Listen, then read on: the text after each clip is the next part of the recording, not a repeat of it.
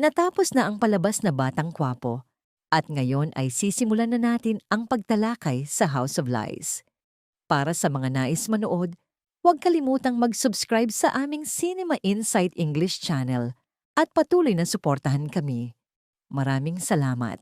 Mga minamahal na manonood, handa na ba kayong saksihan kung hanggang saan aabot ang galit ng isang ina at kung sino ang handang magsakripisyo alang-alang sa pamilya?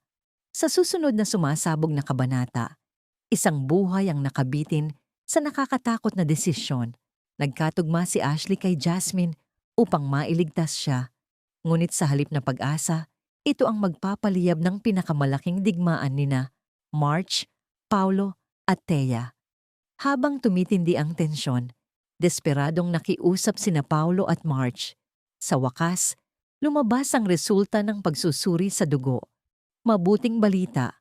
Perpektong tugma si Ashley kay Jasmine. Dumating ang mensahe kay Paulo. Sinasabing ito na marahil ang himalang magliligtas sa kanilang anak. Ngunit hindi magiging madali ang lahat. Matagal nang itinakda ni Thea ang kanyang kondisyon.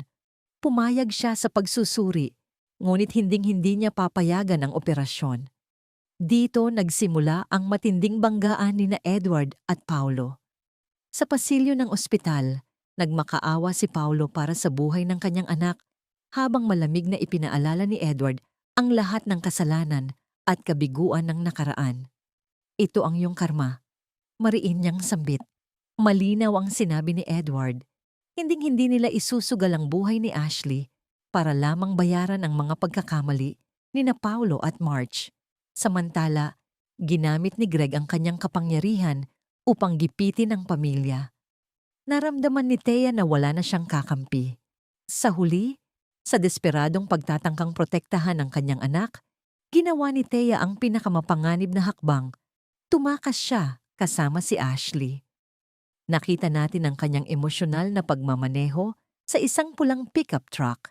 Si Ashley sa kanyang tabi, litong-lito at takot. Nais ni Thea na ilayo ang kanyang anak, malayo sa gulo ng Torre Campo. Ngunit hindi sumuko si Paulo. Hindi niya hahayaang mawala ang tanging pag-asa ni Jasmine. At sa kalsada, sumiklab ang marahas na banggaan. Isang itim na SUV ang humarang sa kanilang daan. Nagkaroon ng kaguluhan. Nagbanggaan ang mga sasakyan, desperadong mga magulang, at isang pagsubok kung sino ang mas matapang, sino ang mas desperado. Susuko ba si Thea o pipiliin niyang lumaban upang ipagtanggol ang kanyang anak? Samantala, sa ospital, patuloy na nakikipaglaban si Jasmine para sa kanyang buhay. Palakas ng palakas ang mahina at mabagal na tunog ng monitor at walang tigil ang pag-iyak ni March. Wasak ang puso ng isang ina habang nakikita niyang unti-unting nawawala ang kanyang anak. Bawat nasasayang na segundo ay katumbas ng pagkawala ng buhay ni Jasmine. Sa huli, nananatiling nakabitin ang pinakamalaking tanong. Nakasalalay ang kapalaran ni Jasmine sa bagong kondisyon. Alin ang mananaig? Isang inang handang lumaban hanggang huli para sa kanyang anak o isang pamilyang kumakapit sa huling sinag ng pag-asa? Ngayon, sinabi ni Thea kay Ashley na kung tunay niyang nais tulungan si Jasmine, may mabigat na kapalit. Ngunit ano ang kapalit na yon? Hihilingin ba ni Thea ang buong mana ng Torre Campo? Gigibain ba niya si March upang angkinin ang lahat? O sa huli, aangkinin ba niya si Paulo para sa kanyang sarili? Naitakda na ang linya ng labanan. Ang susunod na kabanata ang magpapasya hindi lamang sa buhay ni Jasmine, kundi sa kapalaran ng buong pamilya. Naitakda na ang linya ng labanan. Ang susunod na kabanata ay magpapasya hindi lamang sa buhay ni Jasmine, kundi sa kapalaran ng buong pamilya. Dito magsisimula ang pinakamatindi at emosyonal na banggaan. Magtatagumpay ba si March sa kapangyarihan ng pagmamahal ng isang ina upang mailigtas ang kanyang anak? O mananaig ba ang galit at paghihiganti ni Thea? Sa mga nagdaang pangyayari ng House of Lies, nasaksihan natin ang matinding kawalan ng pag-asa ni March at Paulo habang si Jasmine ay nakikipaglaban sa kamatayan. Ang tanging pag-asa nila ay si Ashley, ang nag-iisang tugma. Ngunit humarang si Edward. Anuman ang pakiusap ni Marge, mariin niyang idineklara na hinding-hindi niya isusugal ang kaligtasan ni Ashley para sa buhay ni Jasmine. Para kay Edward, si Ashley ay hindi spare part na maaaring gamitin anumang oras ng pamilya, Torre Campo.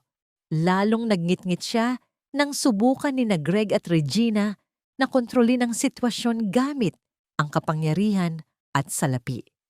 Nanatiling tanong, hanggang saan kayang lumaban ang isang ina para sa buhay ng kanyang anak at hanggang kailan magpapadala ang isang pamilya sa manipulasyon ng yaman at kapangyarihan? Dito susubukin ang tunay na hangganan ng pagmamahal, paghihiganti at sakripisyo. Nang ialok ni Greg ang 150 milyon kapalit ng pagliligtas kay Jasmine, itinuring ito ni Edward bilang matinding insulto. Para sa kanya, malinaw ang mensahe. Iniisip ng pamilya Torrecampo na mabibili ng pera ang kaligtasan ng kanyang anak. Tumugon si Edward ng mariing banta. Kung pipilitin nilang gawing donor si Jasmine, magsasampa siya ng malaking kaso laban kina Marge, Paulo at sa buong pamilya. Ang pagtangging ito ang nagpasiklab ng mas madugong tunggalian. Itinuring ni Greg ang pagtutol ni Edward bilang matinding kahihiyan. Bilang patriarka ng pamilya, ginamit niya ang kanyang kapangyarihan nang walang awa. Ipinahayag niyang aalisin si Edward sa mana. Malinaw ang mensahe. Salungatin ang desisyon ng pamilya at magbabayad ka ng presyo. Sumabog ang mainit na debate sa mansion. May ilan na nagsabing ang ginawa ni Edward ay hindi kawalang-galang, kundi paninindigan ng isang tunay na magulang na nagpoprotekta sa kanyang anak. Hindi inaasahan, lumapit mismo si Jasmine. Sa kabila ng pagtutol ni na Edward at Thea, ipinakita niya ang kanyang tapang at determinasyon. Sa kanyang pag-uusap kay Alexander, ibinunyag niya ang kanyang galit. Ang kanyang buhay ay palaging kontrolado ng iba. Idineklara ni Jasmine na tunay niyang nais tumulong at ang kagustuhang iyon ay nagmula sa kaibuturan ng kanyang puso. Hindi niya kayang makita ang kanyang kamag-anak na namamatay habang wala siyang ginagawa. Kaya sa darating na kabanata, masasaksihan natin ang paghihimagsik ni Jasmine. Palihim niyang susuwayin ang utos ni Edward at makikipagplano kay Alexander upang ituloy ang operasyon nang masiguro ang kaligtasan ni Ashley. Nanatiling tanong, kaninong lakas ang mananaig? Ang matatag na proteksyon ng isang ama o ang matapang na sakripisyo ng isang anak? Ang paghihimagsik ni Jasmine ang babasag sa huling marupok na pundasyon ng pamilya.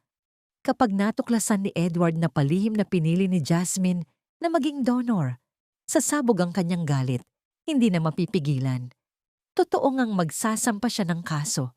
Tuluyang babagsak ang pamilya Torrecampo. Ngayon, tanong na lamang, paano haharapin ni na Marge at Paulo ang puot ni Edward? Isusugal ba nila ang lahat upang mailigtas si Ashley, kahit kapalit ang tuluyang pagkawasak ng pamilya? Lalong lumalalim ang mga sikreto at sigalot ng pamilya. Hindi maaring palampasin ang mga susunod na pangyayari.